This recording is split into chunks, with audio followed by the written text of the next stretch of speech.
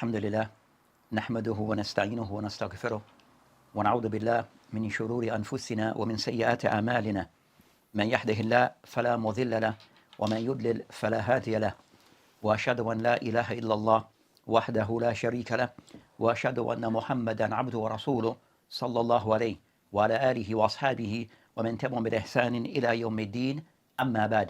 So as we continue discussing the book Bulugh Maram, and today inshallah ta'ala we'll be picking up from where we had stopped in the last lesson, where we're still discussing Kitab At-Tahara, so the book of Tahara, and the author rahimahullah that he labeled this particular discussion under the subheading of Bab Adab Qada al-Haja, or in some of the heading Bab Qada al-Haja.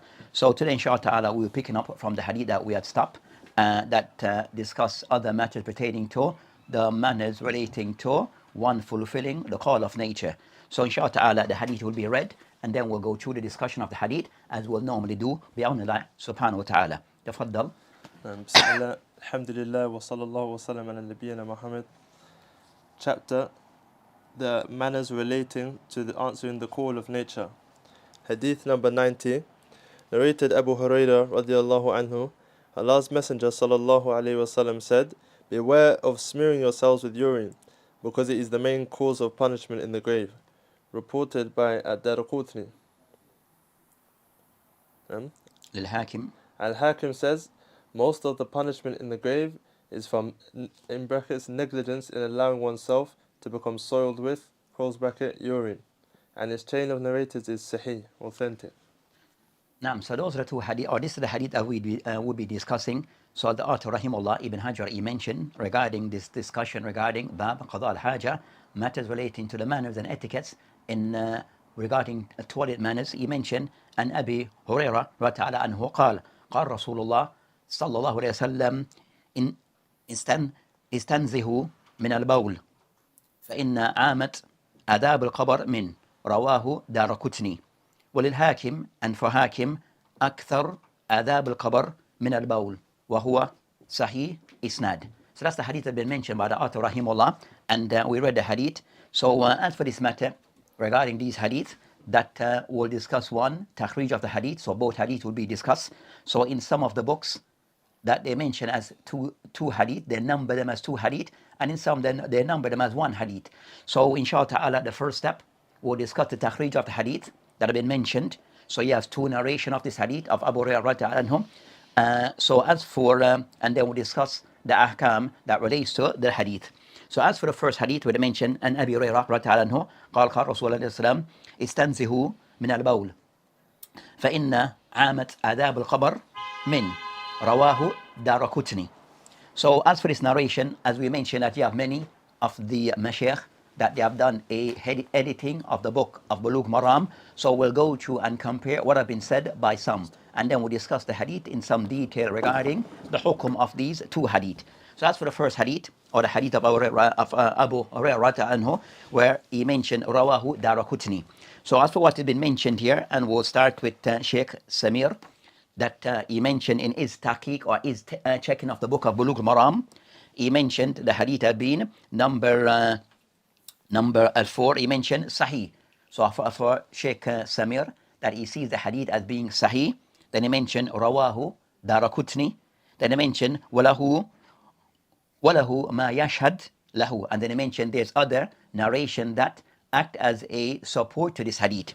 Then he mentioned undur kitabina, then he mentioned undur kitabana, that you should look to our book, that he mentioned kayfa tanju min adab al-qabr, or one saved themselves from adab al-qabr. Then he mentioned the print of the book. So for him, he mentioned in brief the hadith is authentic. Second, he mentioned again the hadith in the Daraqutni. And then third, he mentioned that the hadith have shawahid, have other hadith that are similar to this. Then he mentioned that he has a book that he somewhat discussed this hadith in more details. That's concerning the first hadith that is mentioned by Daraqutni. Then others such that have mentioned this hadith, we go to Sheikh Fahl, one of the Mashaykh from Iraq, when he discussed in his editing of the book and checking of the book Bulugh Maram, that when he mentioned this particular hadith, the hadith of that hadith of Daraqutni, he mentioned hadith number 2, he mentioned Daif. So Sheikh Samir said the hadith is Sahih. Sheikh Fahl, he mentioned that this hadith be number 2, as he mentioned that the hadith ضعيف. قال دارقطني صواب أنه مرسل وفيه محمد ابن صباح قال عنه الذهبي لا يعرف وخبره منكر الميزان. So that's concerning. Sheikh, this other muhakkik of the book, or Sheikh Dr. Mahir Al-Fahl, that he owes this hadith of Daraqutni to be daif, as he states there. And he gives the reason why. He mentioned that Daraqutni, I've stated the hadith is mursal, and then he mentioned the reason that fihi Muhammad ibn Sabah. Then he mentioned that Al-Dhahbi rahimahullah, I've said about this particular person, la yuraf, is someone who's unknown. Then he mentioned وَخَبَرُهُ munkar, and his narration, it is munkar, it is rejected. So that's then he mentioned أخرجه دارقطني. So that's concerning. So that's one of those who have checked the book Bulugh Maram, come to a different conclusion on the hadith, or different grading on hadith. A third of those who have done some work on the book of Bulugh Maram, one of the Mashaykh from Yemen. Then in his checking, he mentioned the hadith. He mentioned رواه الدارقطني, the hadith of Abu Hurayrah عنه. He mentioned رواه الدارقطني. He mentioned as number 6. Then he mentioned أخرجه الدارقطني وقال, يعني الدارقطني الثواب مرسل. So he's more inclined towards mention the hadith is somewhat mursal. As we mentioned al-mursal, that there's a breakage in the isnad, a breakage in the isnad. So that's concerning how they discuss this particular hadith. And so you have those who authenticate it and those who hold the hadith to be daif. So you have a khilaf between the ulama regarding why they have come to this conclusion, the hadith. Then as for the second hadith from these checking, these three, as we'll compare these three, again, he mentioned Al-Hakim, it is a second narration of this hadith, or another narration of this hadith by Hakim, where he mentioned أكثر عذاب القبر من البول, that most majority of the punishment of the grave is from urine, and that to be discussed. Where he mentioned, then he states, وَهُوَ Sahih Isnad. So when he mentioned Huwa Sahih, that's the ruling of Ibn Hajar. That's Ibn Hajar rahimahullah passing his judgment on this hadith, this particular narration I mentioned, Huwa Sahih Isnad, that Isnad is Sahih. Then as for what has now been said by those who have worked on this book, Sheikh Samir, that he mentioned, as we said, that Sheikh Samir, that most of his judgment on this hadith is similar to that of Sheikh Albani. So most of judgment on these hadith are similar to that of Sheikh Albani, rahimahullah ta'ala. Then he mentioned that as for the hadith of Hakim, he mentioned Sahih. So he started by saying Sahih. رواه الحاكم قال صحيح على شرط الشيخين, that is hadith according to Hakim in his book Al-Mustadrak. Then he mentioned, when he mentioned hadith, he says قال يعني حاكم صحيح على شرط الشيخين, that hadith that is authentic according to the condition of Bukhari and Muslim.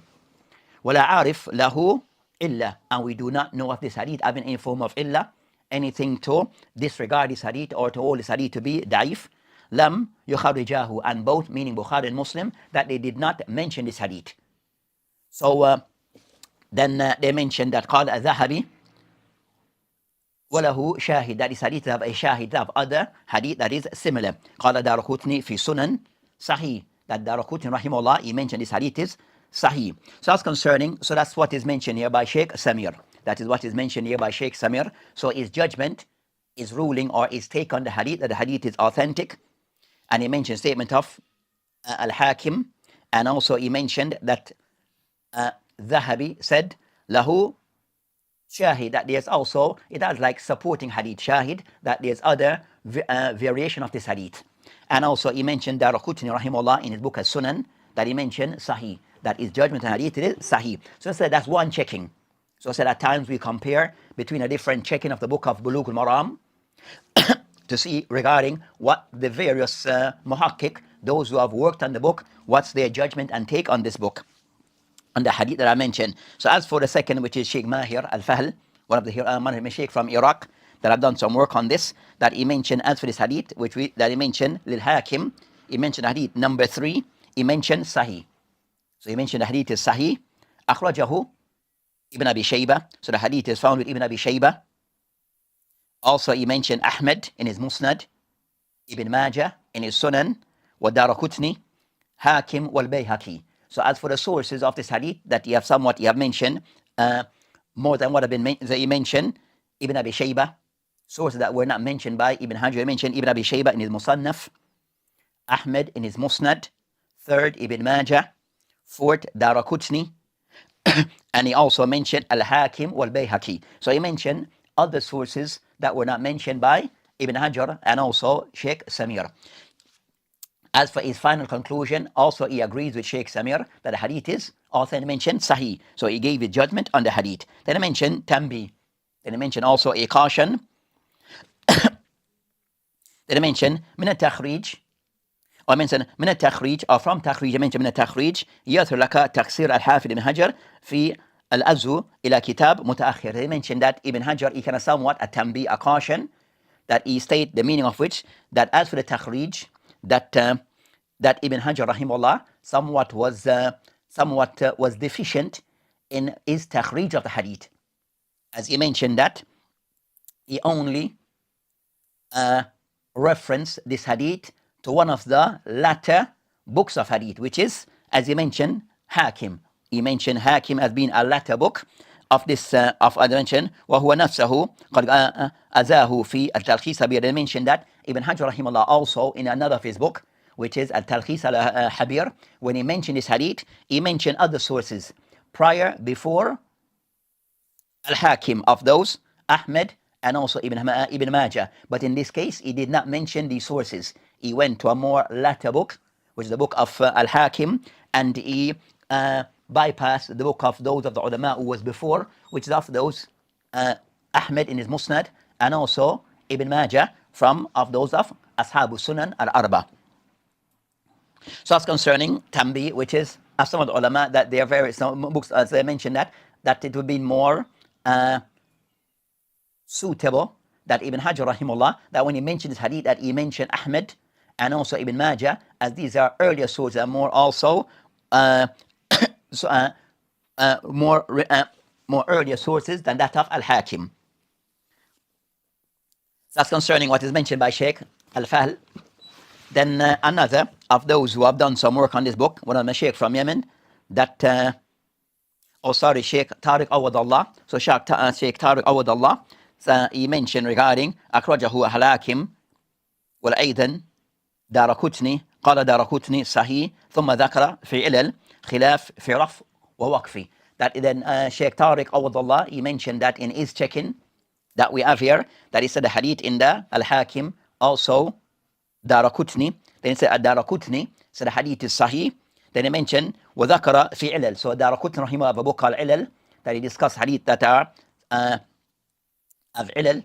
He mentioned that Daraqutni قال خلاف, that there's a discussion, there's a difference between the ulama regarding this hadith being Raf'i, meaning that it goes back to the Prophet ﷺ, or Waqfi, or it goes back to Abu Huraira, meaning back to the Sahaba. So the khilaf, that does this narration go back to the Prophet ﷺ, or is a statement of the Sahaba. Then he mentioned وَيَشْبَ أَنْ يَكُونَ مَوْقُوف أَصَحْ.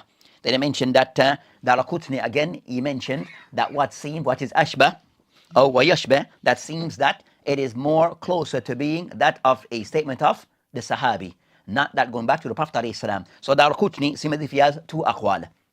In some case, he all the hadith to be Sahih, and in other case, he mentioned a difference on this particular hadith, where some of the ulama all the hadith to be going back to the Prophet ﷺ, and others all, that's not the case, rather the hadith is mawquf. So that opened our minds to God, that that a matter needs to be looked into further.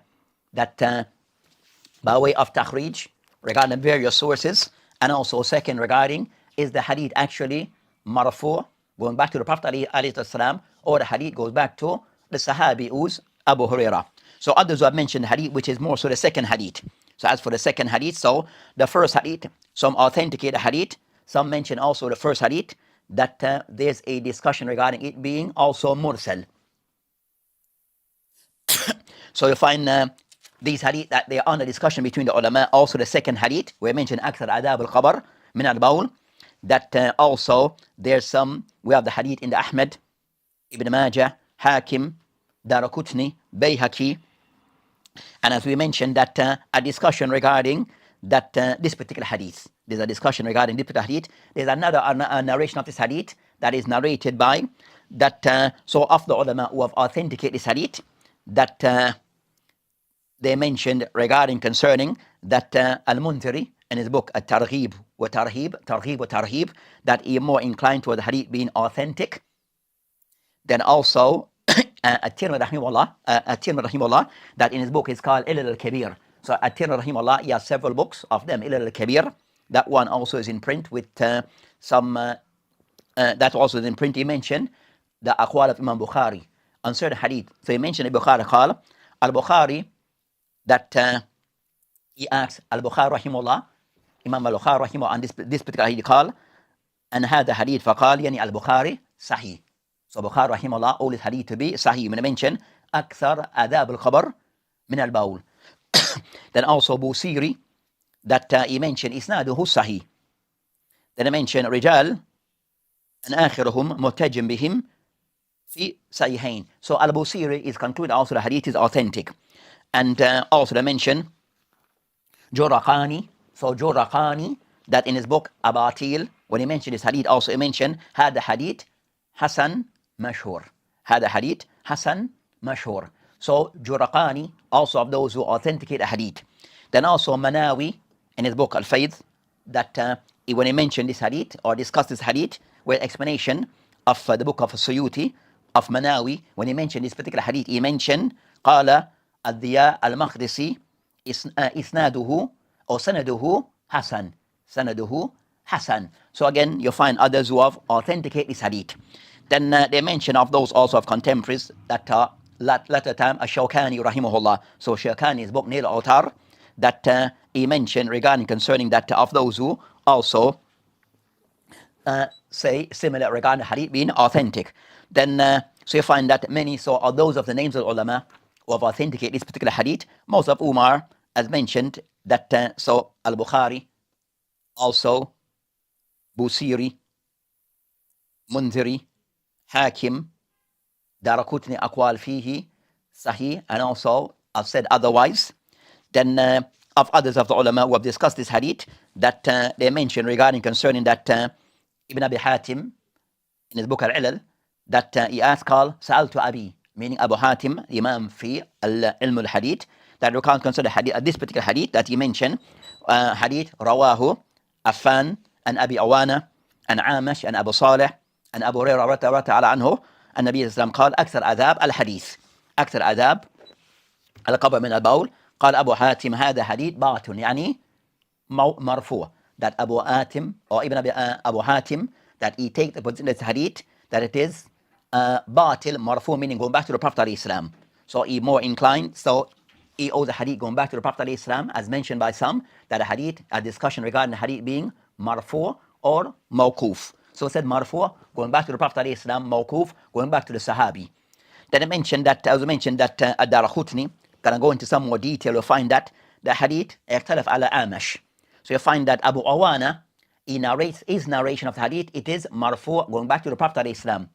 So Abu Awana is isnad, his narration of the hadith with his isnad, with that sanad, it goes back directly to the Prophet ﷺ. As for another narration, who's another called Ibn Fudayl. So Ibn Fudayl, his narration go back to Abu Huraira radhiyallahu anhu. So you find, and I said that, so you find that an Amash is a center of attention regarding this particular hadith, where I mentioned that the hadith, what seemed to be authentic or more authentic as Daraqutni all, that the narration that goes back to the Sahabi, Mawquf, that one is more authentic, more reliable than the narration that goes back to the Prophet ﷺ.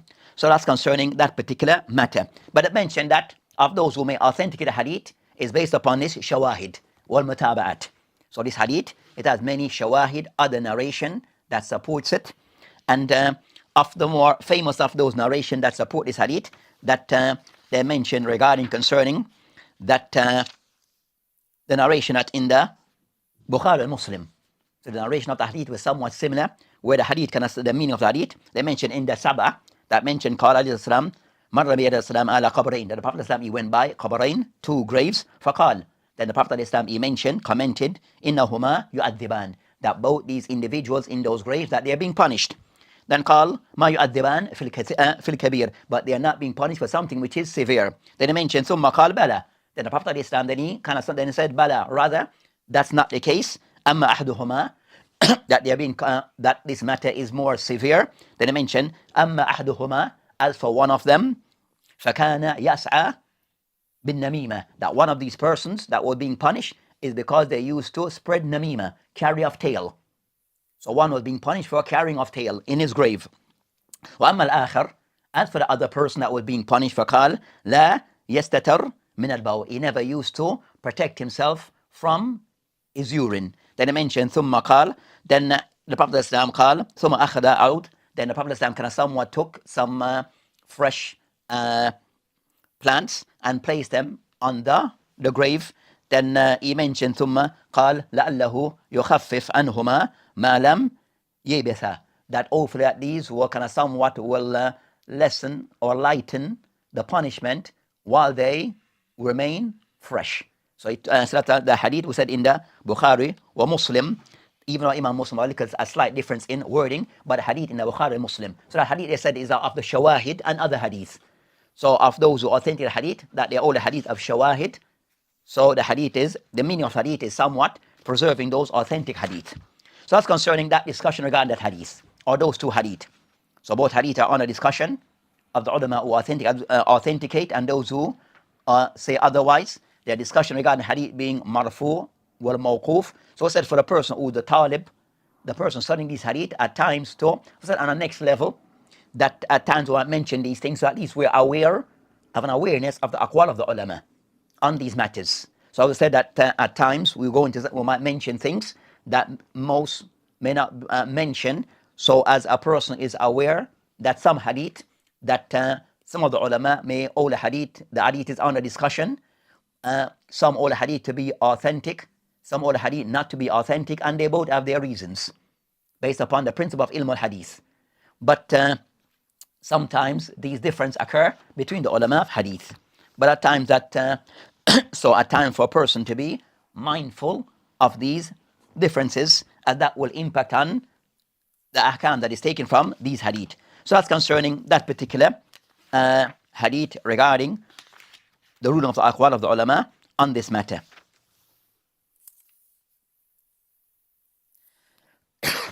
As for the next discussion on those two hadith, that the mawdu of those hadith is regarding that, as they mention, wujub tanazza min al-bawl, that this hadith is discussed concerning that a person protecting himself from urine getting onto his clothing and also his body when fulfilling this call of carrying out this act of nature.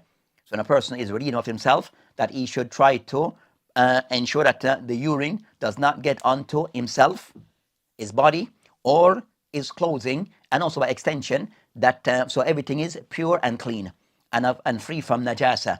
So as najasa, the person try to avoid regarding himself, his body, no najasa.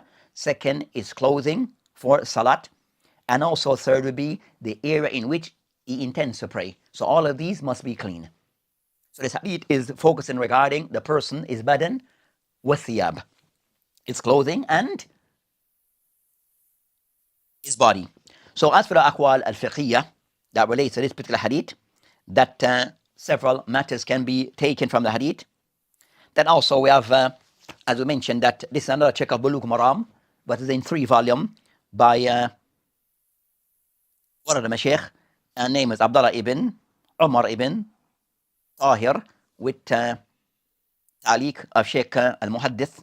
They mentioned Abdullah ibn Abdul Rahman as-Sa'd. So one who's somewhat prominent, known as one of the people who specialize in ilm al-hadith, that in this particular check-in, we said it's in 3 volumes, that they also kind of somewhat conclude regarding both those two hadith. The first hadith, that in the Daraqutni, that I mentioned the hadith is, they order to be as-sawab fihi irsal, that they are more inclined toward the hadith being daif because of irsal, as mentioned. As for the second hadith that mentioned أكثر آداب القبر من البول, the hadith in the Al-Hakim, also the all concerning فيه ضعف, that also their conclusion that the hadith also فيه ضعف, that there's weakness in the hadith, and they mention the different sources and the discussion. So they mentioned the hadith that the ilal of the hadith, the reason why the hadith is da'if, they mention the following reasons. In summary, one, tafarrud Abu Awana, that Abu Awana is the only one that have narrated the hadith with this warning, going back to the Prophet ﷺ. So they mention that matter of tafarrud Abu Awana regarding the hadith being marfu', where others all the hadith to be mawquf. Second, that they mentioned that were the narrators, that Anna Muhammad ibn Fudail, that he goes in contrary to him and narrate the hadith mawquf. And also, so you have that discussion. And also, third, that they mentioned regarding concern that al-mashhur anna fi al-hadith al-amash huwa ma rahu al-mujahid and Taus and Ibn Abbas. Then they discuss other matters. So they mentioned regarding concern for them that the hadith it is da'if, and they give certain reasons. So back again to the aqwal fiqhiyya. So we don't have to go to Abu Hurayrah. I know we have discussed him before with Abdul Rahman ibn Sakhr al-Dawsi. According to the qawl, it is mashhur. So even though it's a khilaf regarding his name, but what is mashhur, that his name is Abdul Rahman ibn Sakhr al-Dawsi rata'ala anhu. As for the aqwal, or what can be taken from the hadith regarding aqwal al-fiqhiyya, the first of those that are discussed, the hukum regarding istinja from bawl wal gha'id. So the person after ending the call of nature, whether by way of urine or by way of defecating, then what's the hukum regarding the person cleaning himself, istinja, that a person clean of himself. So a person clean of that area, clean of himself, what's the hukum? Then from this hadith, they mention that istinja min al-bawl wal gha'id, as Ulama mentioned, just that from things that come from the kharij, come from the two sibilain, the front or the back. Then they mention wajib. So the person clean of himself from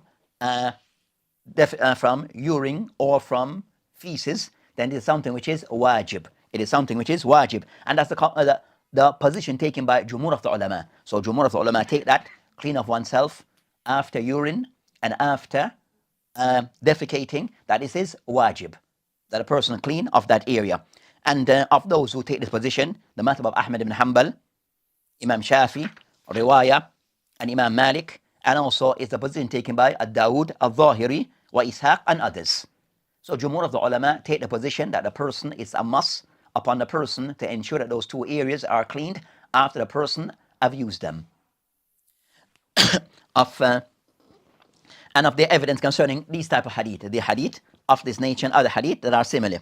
So they mentioned that istanzu min al-bawl, that kind of someone mentioned the Prophet commanded istanzu min al-bawl, that comes as fi'l al-amr. And I mentioned that al-amr yaqtadi al-wujub. So any type of command, it shows that something is we're being commanded to carry out this act. So it shows that it's something which is compulsory unless there's something to say otherwise. So that's the view of Jumhur of the ulama. The second, another opinion of the ulama regarding hukum istinja min al-bawl wal gha'id, clean of oneself, that adamul wujub al-istinja إذا كانت النجاسة على موضع قدر الدرهم فأقل. So the ulama all that if the filth, that the person not compulsory, if this najasa, this impurity, it is of a small amount. If the amount is small, less than that of a dirham, a small amount, then it is not compulsory for a person to clean that area. But if it is more than this, then a person have to, according to this second opinion, and that's the view taken by Imam Abu Hanifa alayhi rahmatullah. So Imam Abu Hanifa rahimahullah take the position that it is not compulsory for a person to make istinja if the amount of najasa on him is less than that of a dirham. So less than a dirham, then it's not compulsory to remove it. But if it is more than this, then it becomes compulsory to do so. That also, that's the second opinion. There's mentioned that Imam Malik rahimahullah, that what is discussed regarding Imam Malik, that his position regarding Imam Malik rahimahullah, amma Imam Malik rahimahullah, then fi رواه عنه, that he all concerned that that it is stated regarding إن كانت يعني سواء كانت النجاسة, if the najasa على موضع قدر الدرهم, if it is of the size of that of a dirham, that amount, فأقل أو أكثر, more or less, فإنه لا يجب الاستنجاء, it is not compulsory for a person to remove it. That's what is narrated Imam Malik rahimahullah ta'ala. So And that's he mentioned regarding concerning of those who take this position, the hadith that they use, the hadith called تعادوا الصلاة من قدر درهم من الدم. تعادوا as repeat the salat. That mentioned regarding concerning the person only repeat the salat if there's a amount of filth or amount of dam, amount of blood that is that of a dirham, then the person does not have to repeat his salat. So they cannot use about this hadith. The ulama mentioned that the hadith is da'if shadid. The hadith is da'if regarding the person does not repeat his salat if it's less than a dirham of blood on him. So also the hadith is da'if. So they mention regarding things of najasa.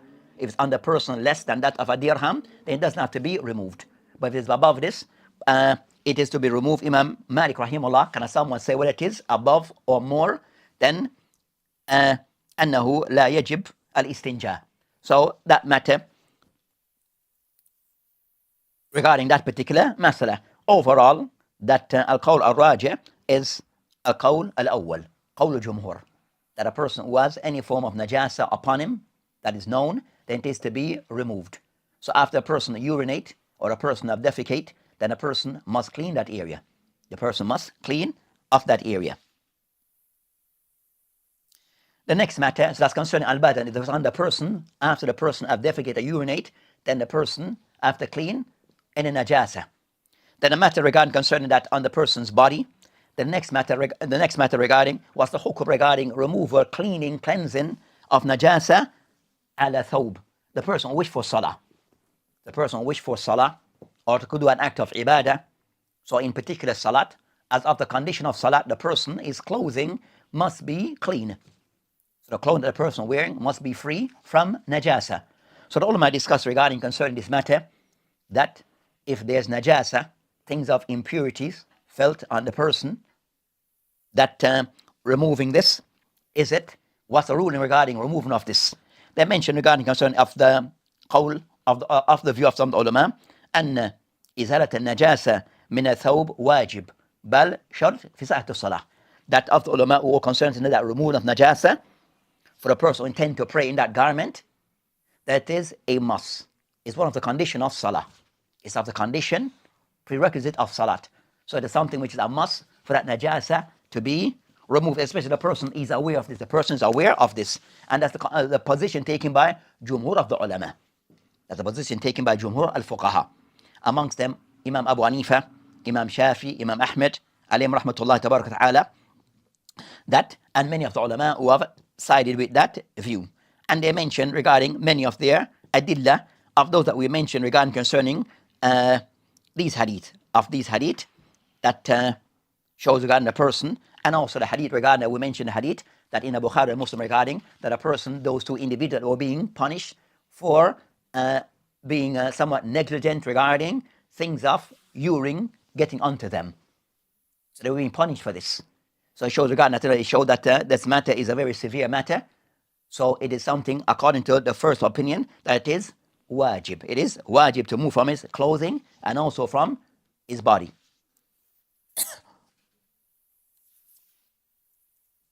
The second opinion on this matter is, and also the evidence that they use is a very strong evidence, hadith of Abu Sa'id al-Khudri anhu, the hadith in the Ahmed wa Abu Dawud and others, and the hadith that Annahu rahimahullah and Shaykh Al-Albani have that of all the hadith to be authentic. With the hadith it mentions, or the meaning of the Prophet that called Salla bina Rasul alayhi salam ذات يوم, that the Prophet alayhi salam, that he prayed with the Sahaba that particular day. فلما كان في بعد الصلاة خلها نعليه, that the Prophet alayhi salam, then while he was in his salat, so he was praying with the companions, during the salah, the Prophet alayhi salam, he removed his slipper. He removed his slipper, his footwear. فوضعهما عن يساره, and he placed them on his left side. So while in salat, he came out, he took off or came out of his slippers and set them to his left side.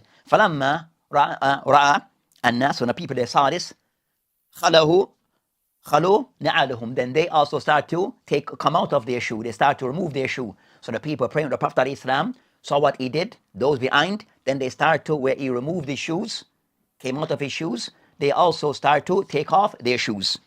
Then they mentioned فَلَمَّا قَضَى الصَّلَاةُ, that when the Prophet ﷺ ended the salat, قال, then they asked, مَا بَالُكُمْ, then the Prophet ﷺ then turned to them and asked, مَا بَالُكُمْ أَلْقَيْتُمْ نِعَالِكُمْ, why did you take off your shoe? So the Prophet ﷺ asked them, why you took off your shoe? فَقَالُوا رَأَيْنَاكَ أَلْقَيْتَ نِعَالَكَ, that we saw you took off your shoe. Then the Prophet ﷺ called, فَقَالَ عليه السلام, then they mentioned فَأَلْقَيْنَا نِعَالِنَا, then we took off our shoe. So show concern the Sahaba, they're very keen regarding following the Sunnah, ittiba' as-Sunnah. They didn't understand why, they just did. The Prophet ﷺ did it, they did it. So that shows concern the keenness that they place upon ittiba', following of the Sunnah of the Prophet ﷺ. فَقَالَ رَسُولَ عليه السلام إِنَّ جِبْرِيلَ, then the Prophet ﷺ then explained to them. So the Prophet ﷺ, he asked them why they did what they did. They explained. Then now he's going to now explain this what happened. They call Inna Jibreel alayhi salam, yani Jibreel, angel Jibreel alayhi salam, atani فأخبرني أن فيهما قدرا.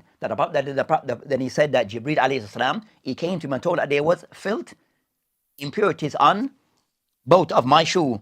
أو قال أذى, أو قال something of filth. Then he mentioned فقال فألقيتهما, then I removed them. I came out, removed or took off my shoe.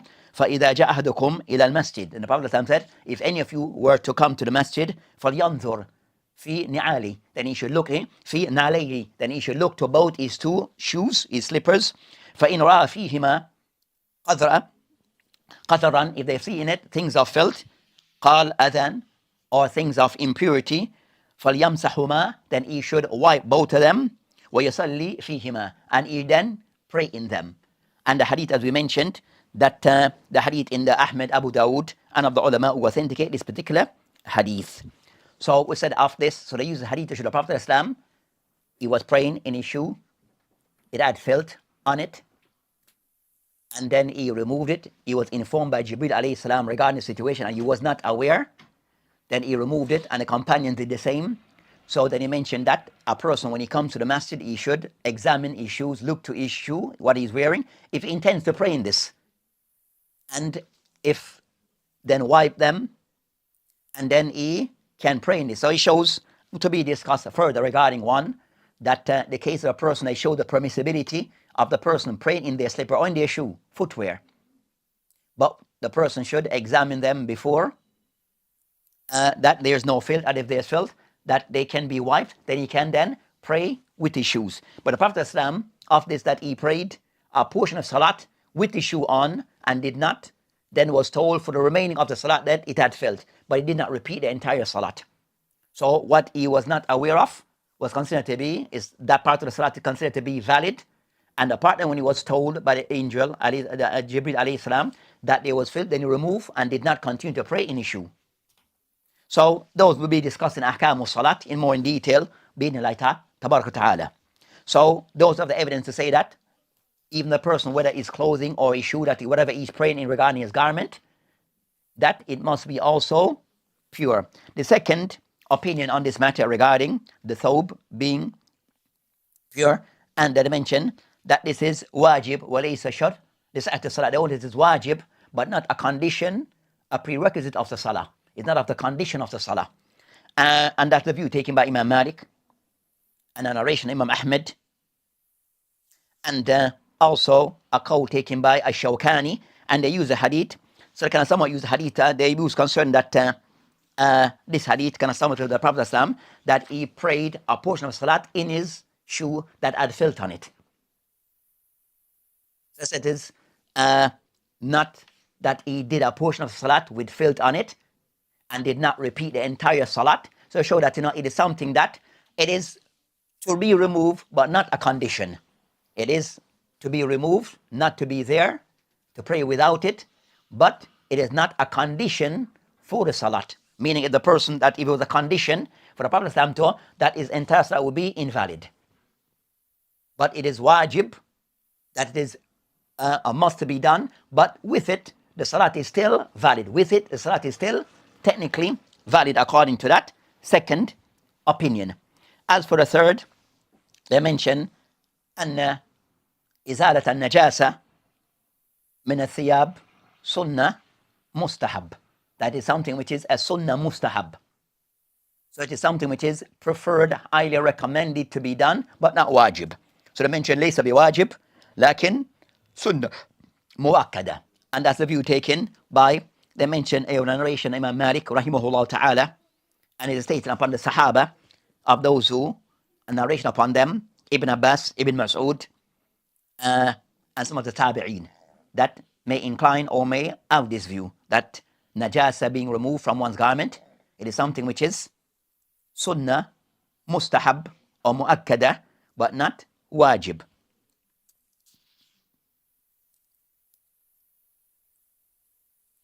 And I mentioned regarding concerning that hadith in the Bukhari Muslim, of the hadith mentioned regarding the Prophet of Islam, meaning that the Prophet of Islam, can you salli in the Al-Bayt, the Prophet of Islam that you pray, that used to pray in Al-Bayt min Al-Kaaba. Wa Abu Jahl wa ashabu lahu julus. So some of the companions of Abu Jahl were present, sitting, then they call of someone and tell him to put things on the Prophet of Islam while he was praying. So one of the masakin amongst the people that are one of the silly person among the people, that they went and they placed things on the guts of the intestine of the animals upon the Prophet of Islam while he was praying. So they mentioned that, that these things of what called the intestine of the animal was placed upon the Prophet of Islam while he was praying. So they mentioned, and the Prophet of Islam, he continued his salah. He prayed, continue his salat in his in that fashion. So they mentioned, that showed that then they mentioned that Al-Fatima, his daughter, came and removed those stuff, took them off him while he was in salah. So they mentioned that from this, they mentioned that it didn't indicate that it is not these things of the intestine or the of the animal that they see it as felt that was placed upon the Prophet of Islam while he was praying and make sujood in that fashion. Then his daughter came and removed those things from him. So that's that he prayed like that. So he showed that it's not something of things of filth, it's not things that are or najasa, said to be things that nullify that it is wajib, but it's sunnah muakkada according to them. But the ulama can refute that view regarding concern that that as we'll discuss, that they're in the intestine of the animals that we can eat of their meat, or we just say, are these things actually considered to be najas? So that's the next discussion. So Allahu alam, that they mentioned regarding concerning that qawl awwal of those who, so those are three aqwal, those who say it is wajib to remove off any filth from the garment, and rather it's one of the condition of salah. Those who mention that it is wajib but not a condition of the salah. And the third qawl, third view, that is something which is mustahab to be done, not wajib.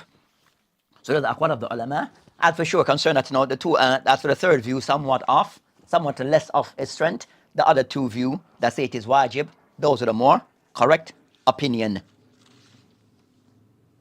So this hadith discussed concerning those matters, regarding matter that relates to salah.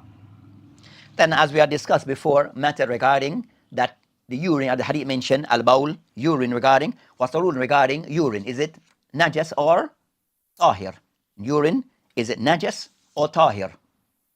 So, based upon this hadith, that of those who have mentioned regarding the discussion regarding urine, so you have of urine, of different type of urine. Of those concerning urine of a person, but that person is an adult. So the urine min shakhsin balig kabir. So a person who's an adult, a grown adult or adult, what's the rule regarding their urine? That mentioned regarding concerning the ulama, that regarding concerning that on this matter, that is considered to be najas. So a adult person, his urine is najas, male or female, male or female.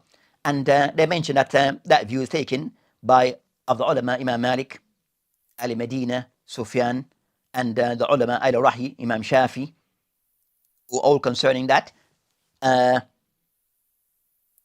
sufficient evidence regarding that an adult person urine, it is najas. So that's concerning first. A second category regarding or type, a bawl as-saghir, the urine of a child, That on that particular matter, that of those concerned is najis. That the child that is urine also it is najis, but is najis regarding concern for concern we had discussed before regarding a baby who's still in infancy and they're only eating just milk and honey, not eating hard food. So you have that case and a child who's above that age, that their urine is considered to be najis, but in purifying it, it is for the younger one enough to sprinkle on it. So it's considered a najas lakin khaffaf bighasl, but it is purified by just sprinkling water on it for a young infant baby child. And so overall it is considered, but overall considered to be najis. So overall considered to be classed as najis. Then I mention also of urine of that of animals that we eat of their meat.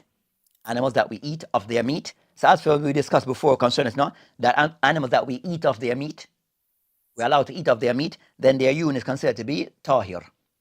So cow, camel, sheep, goats, these type of animals, that whatever animal that we can eat of their meat, then their urine are considered to be tahir.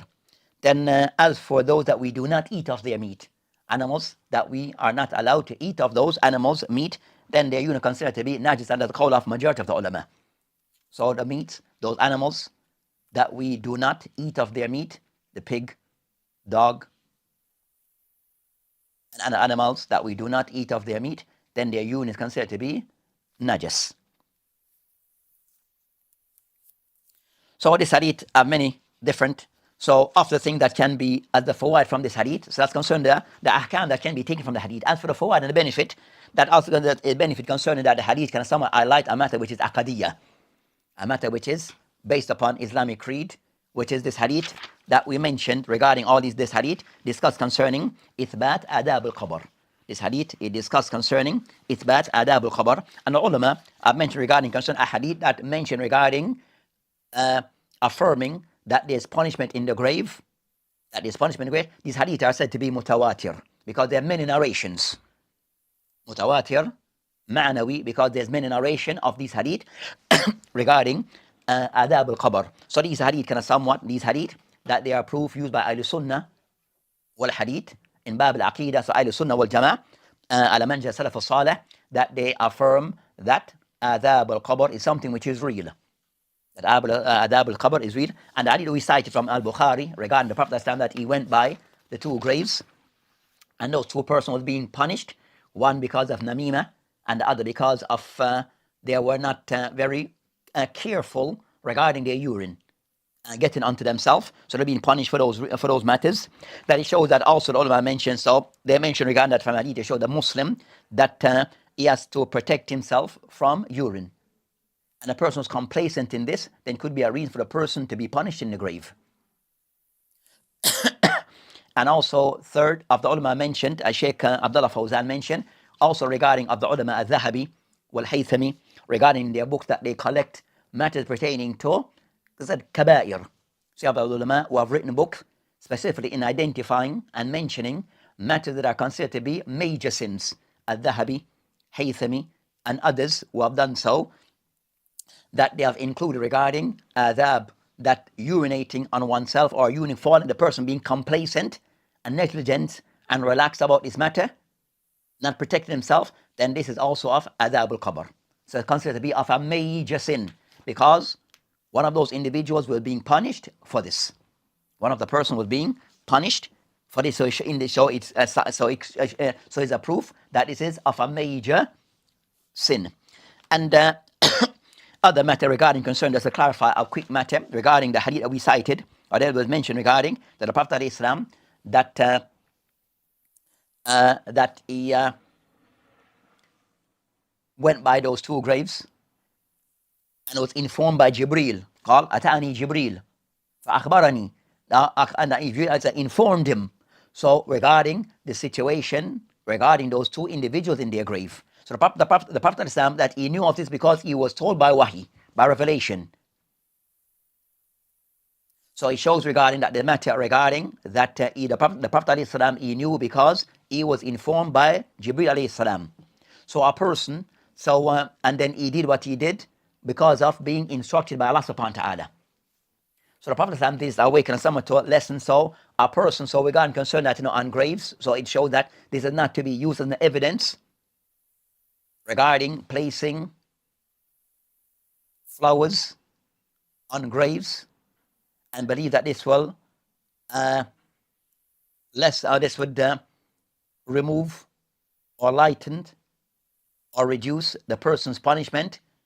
Those things, there's no delil for it, and this hadith is not approved. I don't mention that what the Prophet ﷺ did is something which is specific to him and him only. And you find that an approved regarding the Sahaba, the Tabi'een, did not do this. They mentioned regarding concern that one of the Sahaba, narrated Abu Hurayrah, that Abu Huraira that he had somewhat advised that when he died for this to be done to him, that jarid, that something to be a plant to be put on his grave. But I mentioned he's the only one who did so. It's not no more as the Sahaba, and they all, so they sure it's not this something which is, and that's an ijtihad from him. That's an ijtihad from him. And the Sahaba in general did not do of this practice, nor of the Salaf. So there's something not to be done. This is considered to be something which is specific to the khasa'is. It's something which is particular and specific for the Prophet ﷺ regarding what he did, because he's the only one know that person, because no one knows that people are being punished for in their graves. So how can we put this or that? So this is something that is not to be done, putting things on a person's grave as a practice of some. And even a person to be a wali, putting whatever he thinks is to be put, also that is rejected, because the wali does not know of the unseen, and no one knows the person being punished for. So the Prophet ﷺ, he knew what the person A was being punished for, and also a person B. And it would go by as no one have such knowledge of what people are being punished for in their graves. So we are not allowed to put anything. That is the way of the Salaf, and also Khattabi and others clarify this matter, that this is something not to be done. So that inshallah ta'ala we have covered regarding this particular hadith and the various benefits of the hadith. So the hadith is mentioned regarding the proof. So we have discussion regarding the authenticity of the hadith. But over the hadith have different shawahid, different other hadiths that also give the general meaning, that give the similar meaning of that hadith. Hadith in the Bukhari and others regarding that a Muslim, that he should protect himself of urine getting onto him, especially in time of his salah. So by way of his clothing or by way of his body. So for the Muslim generally that attends to matter regarding cleanliness. And the hadith also it shows as a general benefit regarding that with Muslim regarding concerning things of cleanliness, general cleanliness is something that Islam put great emphasis on. So our hygiene, our clothing, our surroundings, that we try to be clean and tidy and protect these things, clean these things from things of najasa, as this hadith indicate, and also of the general discussion of this particular bab of matter relating to qada al-haja. So this inshallah ta'ala will end. وبالله تعالى توفيق وهذه السبيل والآخرة والحمد لله. السلام عليكم ورحمة الله وبركاته.